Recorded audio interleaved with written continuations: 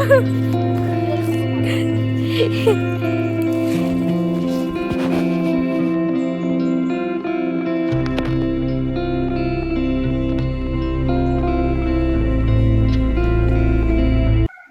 Friends, मी पूर्वा तुमचं पुन्हा एकदा स्वागत करते तुमच्या लाडक्या यूट्यूब चॅनलवर, ज्याचं नाव आहे लाईफ इन कुडाळ. आज मी ना फणसाची भाजी बनवणार आहे, म्हणजे कोवळ्या फणसाची भाजी, ज्याला कोकणामध्ये कुयरे म्हणतात. त्याची आज आपण भाजी बनवूया.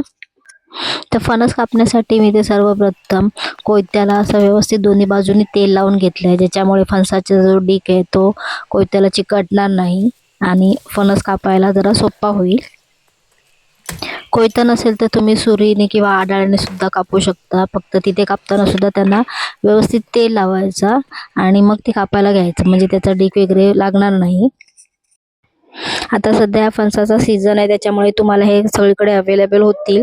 तुम्ही जर शहरात राहत असाल तर तुम्हाला मार्केटमध्ये सुद्धा सहज मिळतात हे. आणि ते कोवळे असतानाच जरा त्याची भाजी केली तर जास्त चांगली लागते आणि खायला सुद्धा चांगले लागल्यामुळे मुलं पण खातात आवडीने आणि घरातले सगळेच जण जरा आवडीने खातात.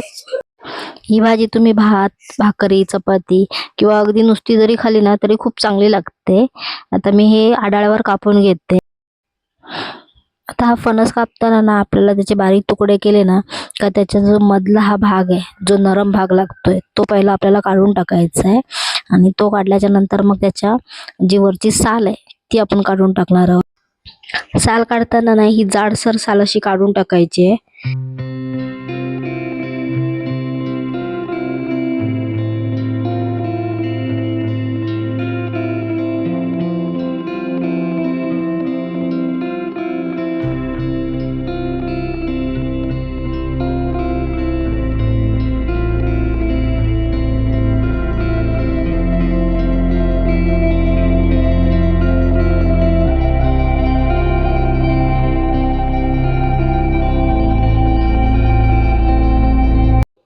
हे असे बारीक केलेले तुकडे आपण लगेच पाण्यात टाकून घेणार आहोत.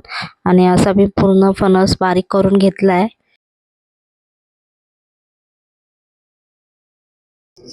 पूर्ण फणस कापून झाल्यावर 2 वेळा स्वच्छ मी धुवून घेतलाय फणस आणि आता उकडत ठेवण्यासाठी या मी भांड्यामध्ये काढून ठेवते.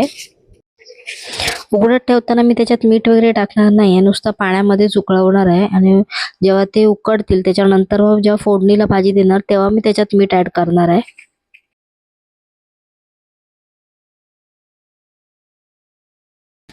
यामध्ये पाणी टाकून मी आता पूर्ण मोठा गॅस ठेवून 20 ते 25 मिनिटांसाठी हे उकडत ठेवणार आहे. आणि मध्ये मध्ये चेक करणार आहे व्यवस्थित उकडलेत काय. आता ही 25 मिनिटं होऊन गेली आहेत. मी आता हे बघितलं तर व्यवस्थित उकडलं आहे फणस.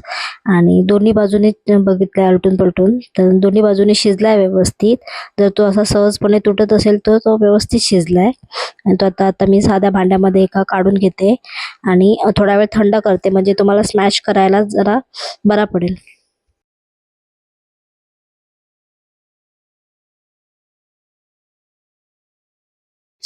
फोडणीसाठी इथे मी 2 मोठे कांदे, मिरची, खोबरं आणि कढीपत्ता घेतलाय आणि हळद आणि मीठ सुद्धा लागणार. गावाकडे याला स्मॅश करण्यासाठी पाटा वरवंट्याचा वापर करून याचे बारीक बारीक तुकडे करतात.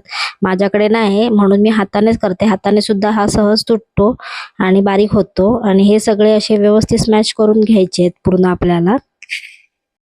फक्त काय ना हातावर करण्यासाठी जरा वेळ लागतो, थोडा खूप जास्त 15-20 मिनिटं तरी जातात ह्याच्यामध्ये आपले. तुम्ही बघू शकता हा पूर्ण व्यवस्थित बारीक झालाय फणस. आता आपला फणस फोडणीसाठी तयार आहे. आता आपण याची फोडणी देऊया. फोडणी देण्यासाठी मी इथे मोठा टोप घेतलाय, म्हणजे मला व्यवस्थित भाजी परतायला मिळेल त्याच्यामध्ये. इथे मी 2 ते 2-2.5 चमचे तेल घेतलंय. तेल तापल्यावर मी याच्यामध्ये कढीपत्ता टाकलाय आणि कांदा टाकलेला आहे. कांदा व्यवस्थित लाल होईपर्यंत परतून घ्यायचा आहे. मी मोहरी टाकली नाही कारण आमच्या घरामध्ये पहिल्यापासून टाकत नाही, त्याच्यामुळे मी ती अवॉइड केली. तुम्हाला हवी असेल तर तुम्ही ती ॲड करू शकता. कांदा गुलाबी होत आला का मग त्याच्यामध्ये मी 2 ते 3 मिरच्या टाकल्या आहेत आणि व्यवस्थित परतून घेतले.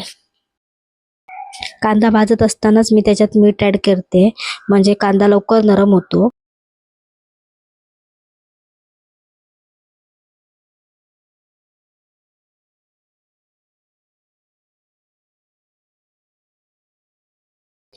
आता मी यामध्ये 1 छोटा चमचा हळद टाकली आहे. हे सर्व मिश्रण मी व्यवस्थित एकजीव होईपर्यंत 1 ते 1.5 मिनिट परतून घेतलंय.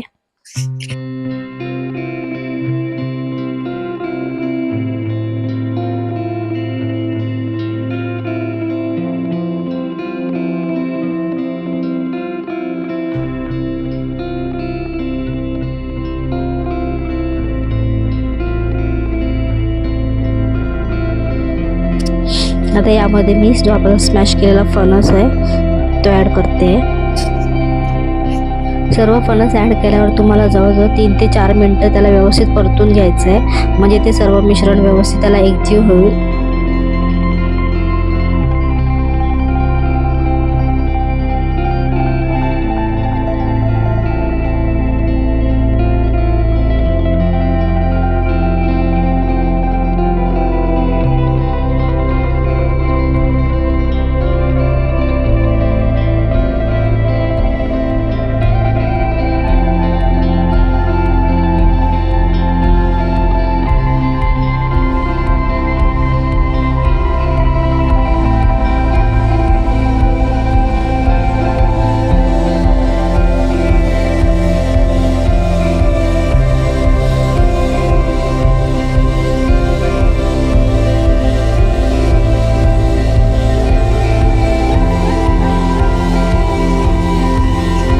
आता आपली भाजी पूर्ण तयार झाली की आपण त्याच्यामध्ये खोबरं आणि कोथिंबीर वरून टाकूया.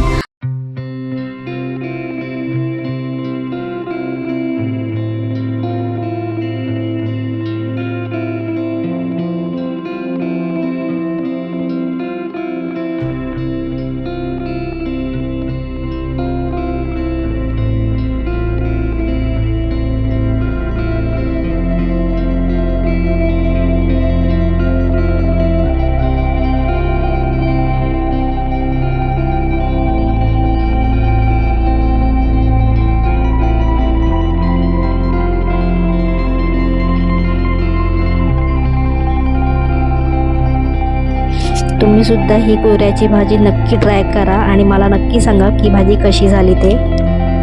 तुम्हाला ही आजची रेसिपी कशी वाटली हे मला कमेंटमध्ये नक्की सांगा. आणि जर तुम्ही माझ्या चॅनलला अजून सबस्क्राईब केलं नसेल तर प्लीज माझ्या चॅनलला सबस्क्राईब करा. आणि जर रेसिपी आवडली तर लाईक करा, शेअर करा.